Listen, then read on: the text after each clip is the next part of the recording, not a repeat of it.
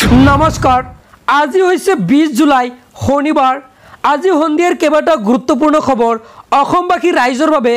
লৈ অহা হৈছে আজিৰ প্ৰথমটো খবৰ হৈছে এটা ভাল খবৰ যে অমৃত বৃক্ষ আন্দোলন 2.0 আকৌ আৰম্ভ হৈ গৈছে এতিয়া আপুনি ৰেজিষ্ট্ৰেচন কৰি ৰাখক যিসকলে আগতে অমৃত বৃক্ষ আন্দোলনৰ গছপুলি ৰোপণ কৰিছিলে তেওঁলোকে আকৌ ৰেজিষ্ট্ৰেচন কৰিব লাগিব যিসকলে কৰা নাই তেওঁলোকে নতুনকৈ ৰেজিষ্ট্ৰেচন কৰিব লাগিব এবাৰ কিন্তু 3 কোটি গছপুলি ৰোপণ কৰিব লাগিব মুখ্যমন্ত্ৰী হিমন্ত বিশ্ব শৰ্মা ছাৰৰ বৃহৎ ঘোষণা যে 1 আগষ্টৰ পৰা 15 আগষ্টৰ ভিতৰত কিন্তু এই অমৃত বৃক্ষ আন্দোলনৰ ৰেজিষ্ট্ৰেচন কৰিব লাগিব হয় পৰৱৰ্তী খবৰটো হৈছে এটা ভাল খবৰ যে এনআৰসি বায়োমেট্ৰিকৰ কাৰণে যদি আধাৰ কাৰ্ড হোৱা নাই তেন্তে লাভ কৰিব আধাৰ কাৰ্ড তাৰ বাবে জিলাই কিন্তু নোটিফিকেশন জৰিয়তে জাৰি কৰিছে যি এনআৰসি বায়োমেট্ৰিক দিছিলে তাৰ বাবে কিন্তু এখন আবেদন এপ্লিকেশন পত্ৰ কিন্তু জিলা আয়ুক্তৰ কাৰ্যালয়ত দিব লাগিব এইটো কিন্তু গোৱালপাৰা ডিস্ট্ৰিক্টৰ লক্ষ্য কৰিব পাৰিছে ইয়াতে আপুনি ডিস্ট্ৰিক্টত কিন্তু আপোনাৰ জিওমো নথি লাগিব মই আপোনালোকক এতিয়া হবিহে জনাই আছো কি লাগিব ইয়াতে প্ৰথম এপ্লিকেশন এখন লিখিব লাগিব এপ্লিকেশন কেনেকৈ লিখিব মই আপোনালোকক দেখুৱাই দিম তাৰ পিছত আপোনাৰ যেটো এনআৰসি হিয়াৰিং দিছিলে এনআৰসি হিয়াৰিং লেটাৰ কিন্তু আপোনাৰ যদি থাকে দিব লাগিব তাৰ পিছত আপোনাৰ এনআৰসি যেটো এআৰএন নাম্বাৰ দিব লাগিব লক্ষ্য কৰিব পাৰিছে তাৰ পিছত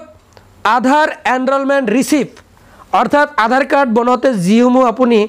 ডকুমেন্টস লাভ কৰিছে নথিপত্ৰ লাভ কৰিছে আঙুলিৰ ছপা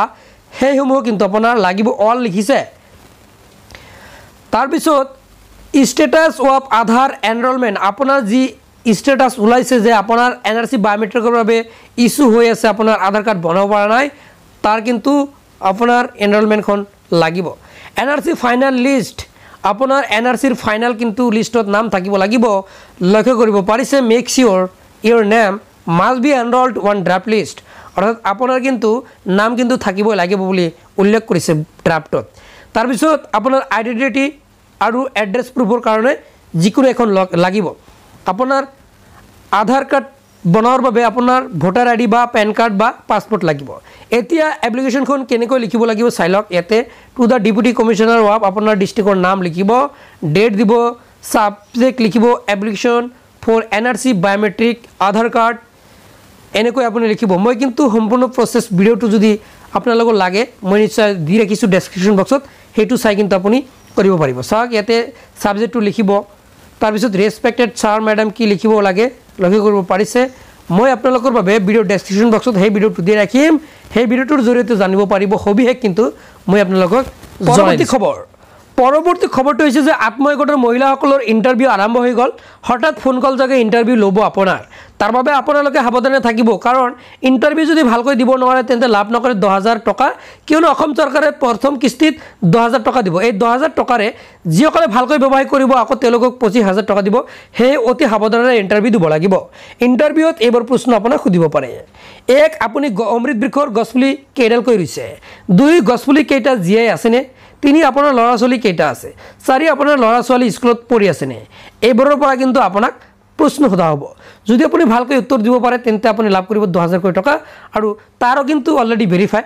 কৰিবলৈ ধৰিছে মই কিন্তু অলৰেডি ভিডিও আপোনালোকৰ বাবে বনাই কিন্তু দিছিলো হয় নিশ্চয় আপুনি কমেন্ট এটা কৰি জনাব পৰৱৰ্তী খবৰ হল যে ছাত্ৰ ছাত্ৰীসকলৰ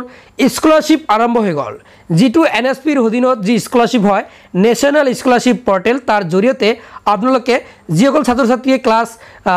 10 বা ক্লাছ যিসকলে এলপি লেভেল বা এমই লেভেল হায়াৰ সেকেন্ডাৰী